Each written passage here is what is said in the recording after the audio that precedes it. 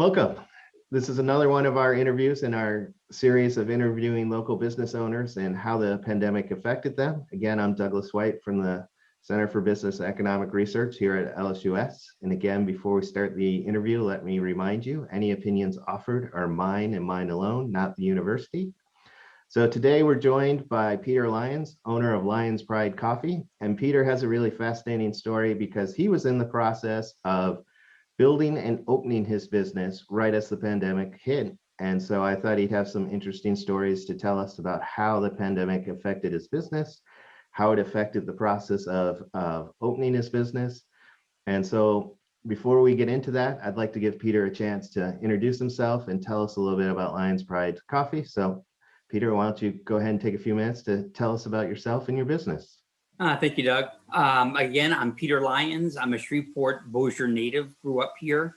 I've been in the coffee industry a little over 20 years, whether that was as a barista or liaison, a coffee roaster, and just a pusher of the product for other companies. I had the idea about 6 years ago to really branch out on my own, leave corporate America and do something unique and leave Los Angeles, come back here to do that. In that process, I worked with a couple of organizations here like Cohab, shared space downtown Shreveport, that help small entrepreneurs kind of get their feet, some stabilization.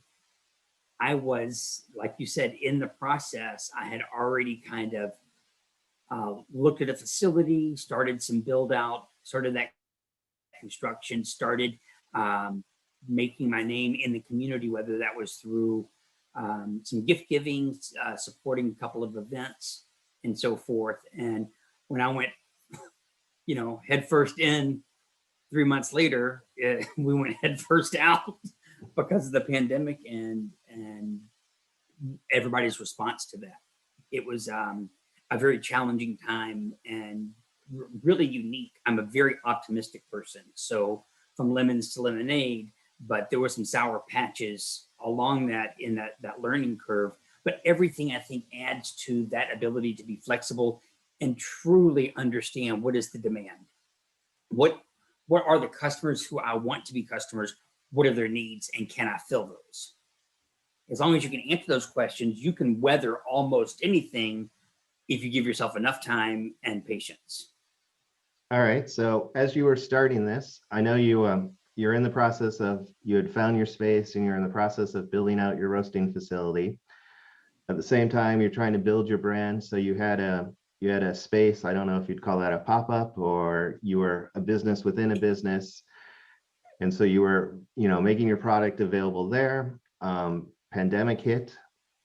If I'm correct, you were also roasting your coffee somewhere over in Texas. Right. No. So what I did while I'm in the build out so that I could get that jump, that leg up, I was renting out space in Nacogdoches, Texas at a friend of mine who has a roastery that was already legit.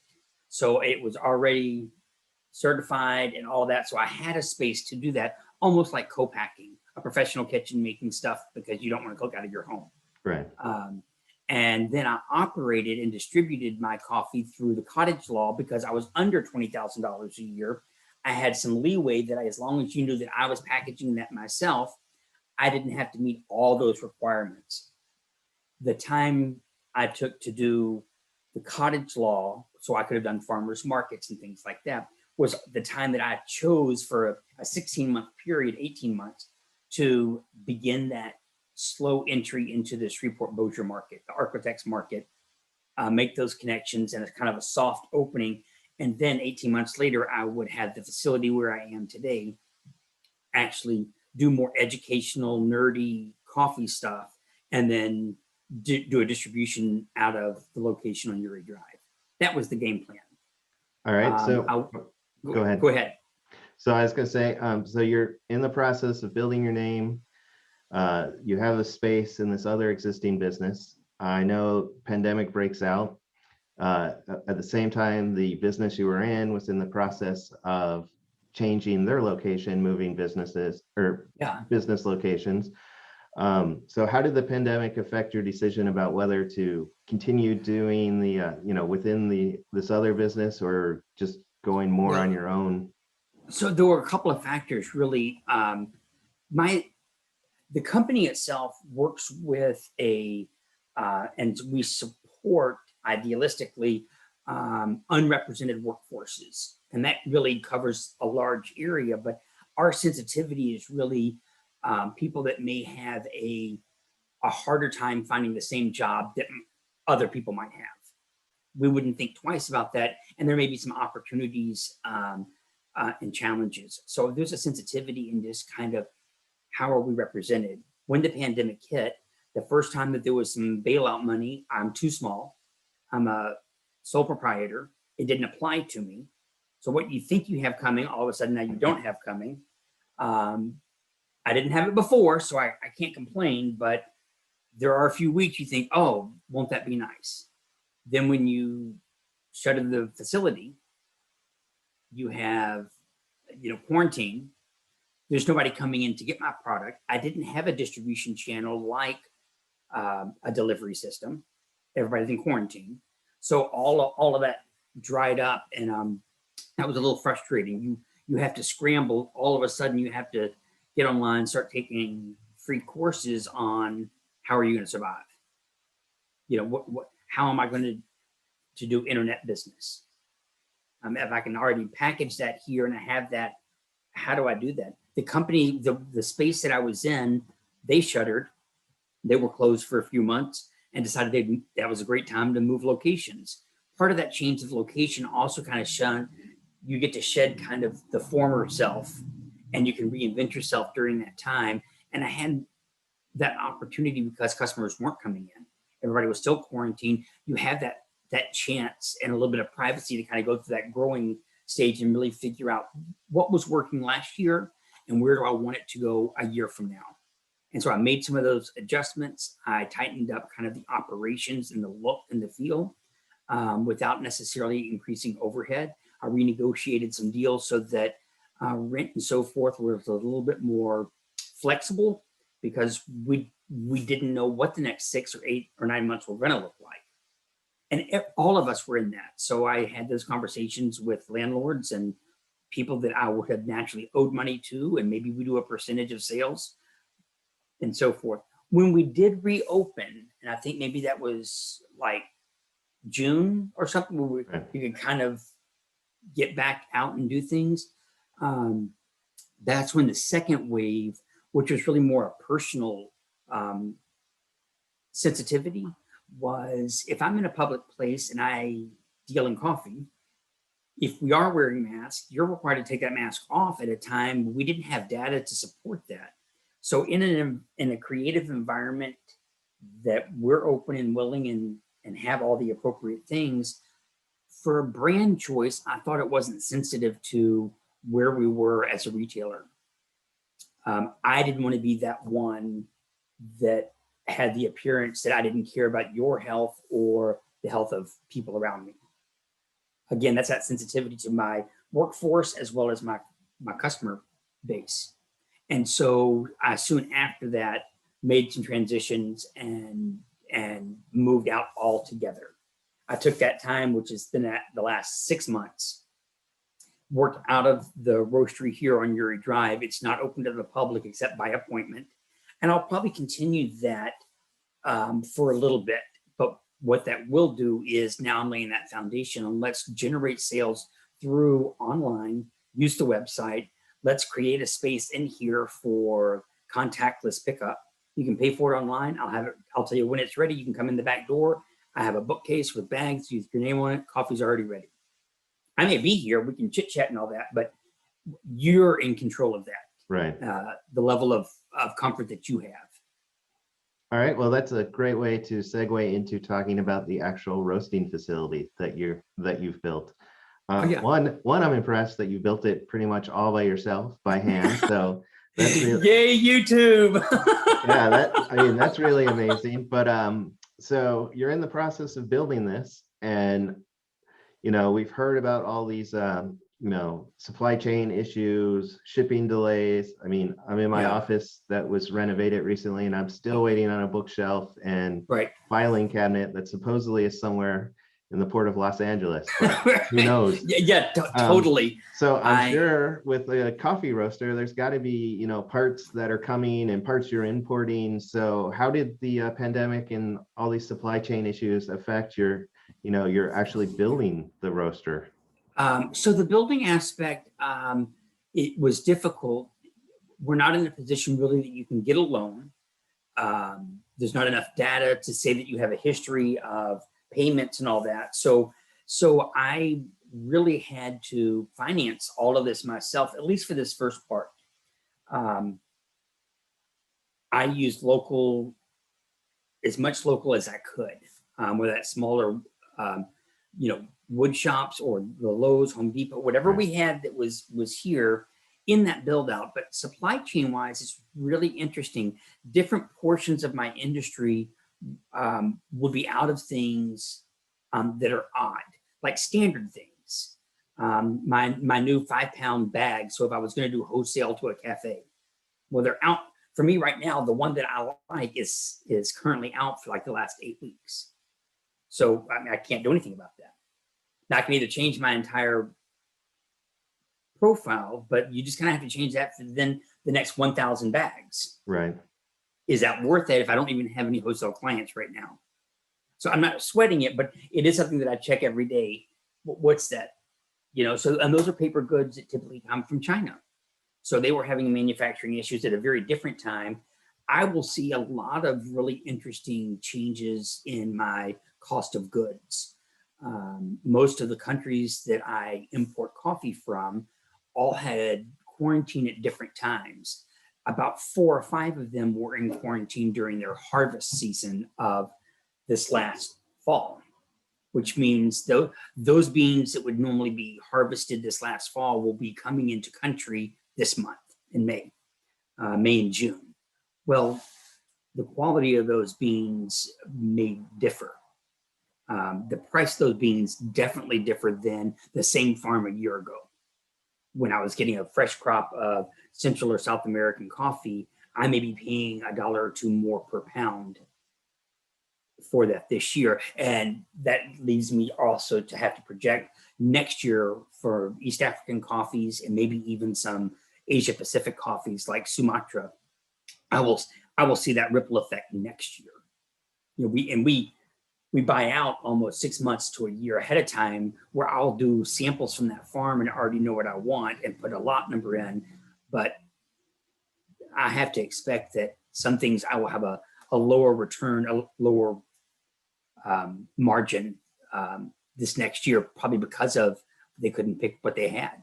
And they're going to have to recover that crop from last year and this year. That's passed on to me, Right. And we try not to pass that on to you. So Try. Not knowing much about the coffee supply chain, so you get either a lack of a harvest last year or less of a harvest last year. How many years do you think that like spreads out? How many years into the future do you see that kind of like ripple effect carry through? So a lot of those things are incremental, and we will see probably a 3 or 4 year period that changes. And what tends to happen is a different region may become more popular because they can give you a better price. And at the end of it, as a coffee roaster, I would probably tend to push a coffee that I have a better margin on, because for every hour that I work on that coffee, I'm yielding more profits for myself, more profits for the company. Right. It is in my best interest to do that. So whereas last year I really supported and raved constantly about my Ethiopian Ardi. It's a beautiful coffee until Gucci came along and it's $2 cheaper. Same area is slightly different, but this is just as good. But I'm honest about, here's why I'm making this. I can make 30 more cents for the same amount of work. And I'm trying to recover $10,000 from the last 4 months of lost business. So I look at that, and I think the more transparent we are with everybody, other entrepreneurs, other business people, there's an integrity in, I'm not trying to gouge you, I'm just trying to survive. And as we're all in that boat together, and that's one thing the pandemic I think has done for any small business, is a sensitivity and an awareness of everybody is having a hard time. Everybody's probably doing the best they know how to do. but I'm not sure what all you teach, there. This is not something in a business program they really go into depth on how to spin and pivot real fast. Right. I teach about, supply shortages and shutdowns, but I never, never thought we'd talk about shutting the entire economy down for, Right. 2 to 3 months. So, and it will be interesting. I'm curious to see in their attempts to do some really wonderful things for our country, what will we pay 3, 4, 5, 6 years from now for that help? right. And it's difficult. I mean, I trust me, I appreciate it. But it's the same thing. Where are my coffee prices, or how am I going to have to expand operations or diversify that income revenue to absorb the loss of this last year? You Right. don't do it in 1 year, but you incrementally do that. But the government's the same way. So whatever I'm going through, I can't imagine their scale. Right. So that raises an interesting question. When you talk about prices, being a small batch artisan coffee roaster, your prices are, I don't want to say high, but it's not inexpensive. So you're kind of on that luxury good item that I would talk about in class. Right. For people watching, I highly recommend his coffee. I think it's worth the price he charges. But so you are that luxury good. And, as the pandemic hits and, there's people worried about income, I'm working at home. Am I still going to get paid? Or maybe I'm not even lucky enough to work at home. Maybe I'm not getting paid. Are we going to have benefits? That kind of thing. Did you see, did your sales go down? Did you see a decrease in sales? Or no, here's what was interesting. I'm going to answer that 2 different ways. Sure. No, my sales did not go down per se, but it did also allow me the opportunity to really look at my brand and to create a everyday value line. And I am, matter of fact, when I'm finished with you today, I am going to talk to somebody down in Houston. They're an importer down there, and one that's in Mississippi, to see if I can get maybe some everyday beans that are just good everyday core coffee. Maybe not some of the special unique blends or single origins that I get in that are up to $24, for a bag. So that I can meet kind of everybody in that. Here's what I found out about quality coffee. When everything is upended and life is tumultuous and you are feeling vulnerable, coffee is a constant. And if I can give you to make that thing, that ritual, a little bit better each day, put you in a better frame of mind, put my customers in a better frame of mind. So I had more loyal customers during the pandemic that wanted a consistent opportunity for that, whether I did home delivery, whether they came by here and we organized that. They could control that. They gave them some form of power and structure to their life. That's what happened in the last year for me. Whoever got a little bit of coffee consistently got a little bit of coffee. Those who got a lot of coffee got a whole lot of coffee. So I just thought that was very interesting, because I really thought I would miss out on that. The second thing is, in my marketing ability, if you were to reach out, have a conversation with me through Facebook or the website, I really excel in how do we make bougie coffee for the everyday person. And I have people come in here and we're going to do a French press. We're going to do a Mr. Coffee Pot. If you can't tell the difference, get that $15 Mr. Coffee Pot. Right. That's okay. It's your experience with coffee. And I try to dumb it down as much as I can so that you can take that money and buy a little better bean. Buy something that was roasted fresh and not a year ago. Those are little things we can do. Hey, once a month, clean out your coffee pot and sanitize it, and you'll have better coffee for the rest of the month. That kind of stuff. Right. All right. So you've talked a lot about this along the way, but it really sounds like, I always talk about every crisis brings opportunities. And so from some of the stuff you talked about, it sounds like instead of having, that first year, 2 years of I don't want to say stumbling through the business, but, making your way through the business, that you were forced to to really do a deep dive and an evaluation. So how do you think Yeah. the pandemic maybe made your business stronger by forcing you to do this Well, something? um, so often an entrepreneur, we are reactionary out of fear of the unknown. We're not educated enough. It's new territory. All of my money is on the line here. Maybe I'm not going to do that. Well, the pandemic comes out and we have no playbook. I have no rule book. I have no graphs, no charts. You can't pull up. Oh, the last time we did this, everybody in the world died. The Black Plague. That's the data I had. But you have to do something. And so you throw it on the wall. If it sticks, let's keep moving forward. So it's like ripping off that Band-Aid. You just do it fast. And you create a sense of, I need to be adept to where my business is going. And every day I'm checking that and pivot. If it's not working a little bit, just change. You're not going to lose anything. So it put me in a really great position. I'm a high energy kind of individual, but I'm cautious by nature. So it really allowed me the opportunity to just try it. And it created a pattern of, hey, this is a little bit risky, but if I lose, I'm okay. I've learned something. So I made some quicker decisions, bolder decisions, stuck with that, but I also demanded more results from that decision. And if at any moment I felt like I wasn't getting the results that I needed, I already knew within inside me, I can make that change. Go a different direction, such as I'm not really completely satisfied with the website that I've created.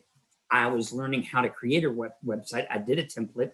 There's some things that I wanted that the company didn't allow. I kind of had to figure out how to do that. I wanted all of my local people in the Shreveport-Bossier area to get up to 25% off the coffee because they're local.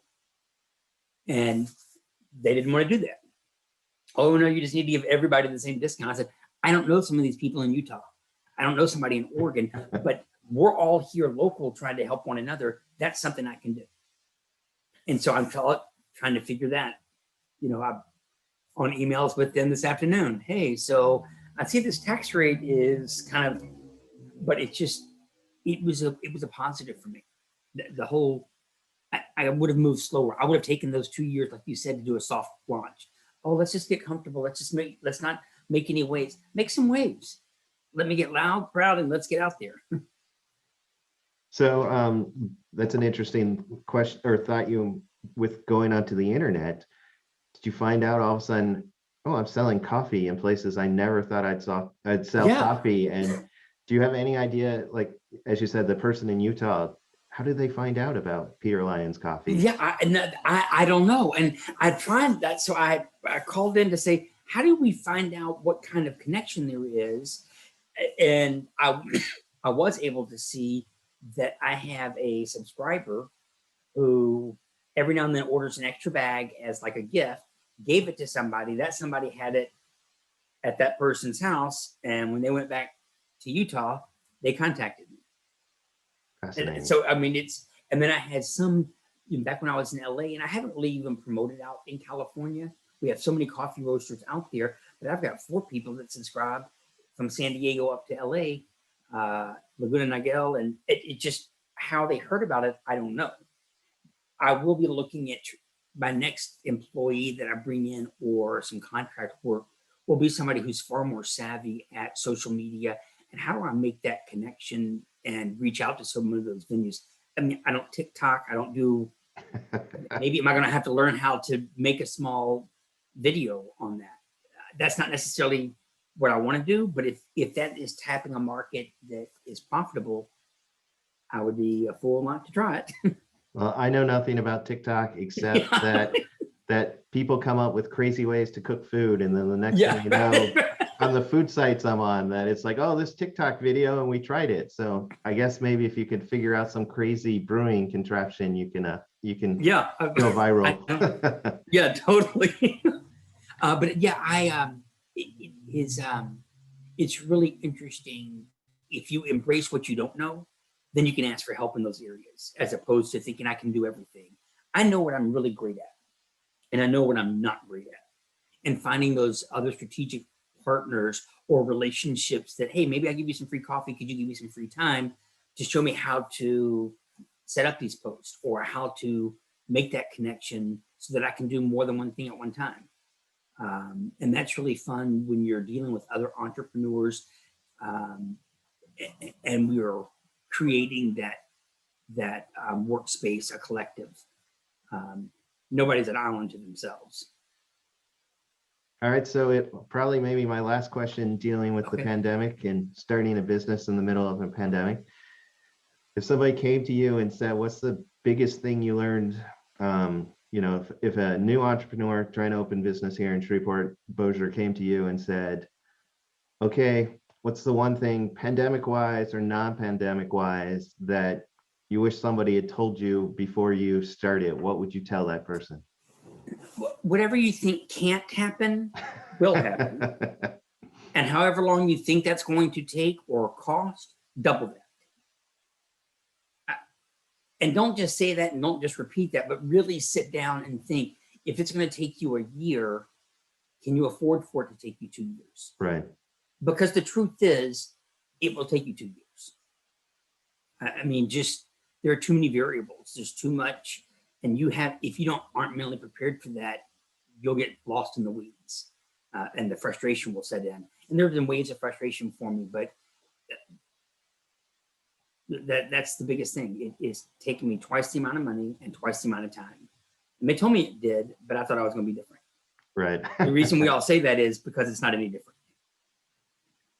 What's the famous econ line? When somebody tells you this time it's different, run for the hills. Yeah, run for the hills. Yeah. I mean, we are creatures of habit, and we respond in habitual habits. And the reason entrepreneurs, and we can talk about certain systems, is 9 out of 10 times, this is the normal arc of learning, of experiencing, of growth. That's all. Growth is all about tearing down and rebuilding, just like muscle, right? And that takes time. And we don't ensure that our talent truly comprehends that. They can regurgitate it. They can tell you exactly what you want to hear, but do they really know what that practically looks like when you're trying to pay bills or a mortgage or electricity and your money's not coming in, and the thing that was $1,000 is $2,000 over time, whether that's interest that you paid on that thing, or to really take that sobering look at, is this the idea you really want to go for? That's what I would make sure they knew that. And I'd ask them every single day for 21 days. All right. Well, that's basically the questions I have. Do you feel Awesome. like I missed anything or something? No, it would be interesting with your talent. If there is ever a question that comes up, whoever watches this or whatever, they can always email me at peter@lyonspridecoffee.com. I would be happy to respond to them or help out or share with them some of the trials and tribulation. If I could help somebody to succeed, we're all in this together. I don't care where they're from. We're all kind of have that same spirit of entrepreneur, and there's something beautiful about that. And the more we help one another, that comes back onto us. So feel free to either vent that through you and you can funnel that to me, or they can email me. Definitely. Yeah. All right.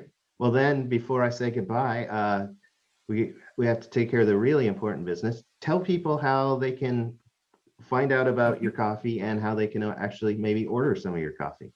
So I have a couple of different programs. The website is lyonspridecoffee.com, and that's Lyons, Lyons, pridecoffee.com. I have some regular one-time only purchases, which is the most expensive coffee. I do discounts, whether you're going to, if you're local, or if you're going to sign up for a subscription, which I typically ship out one bag every 2 weeks. So that's enough fresh coffee to last you a month, one every 2 weeks. And I have different varieties and stuff. So go to the website, look at that, and you can make those selections. My coffee does change around every 6 to 8 weeks. I have a couple of regular core coffees, but I really source out unique coffees. I'll be introducing some this summer that are women-owned farms or mill operators throughout the world.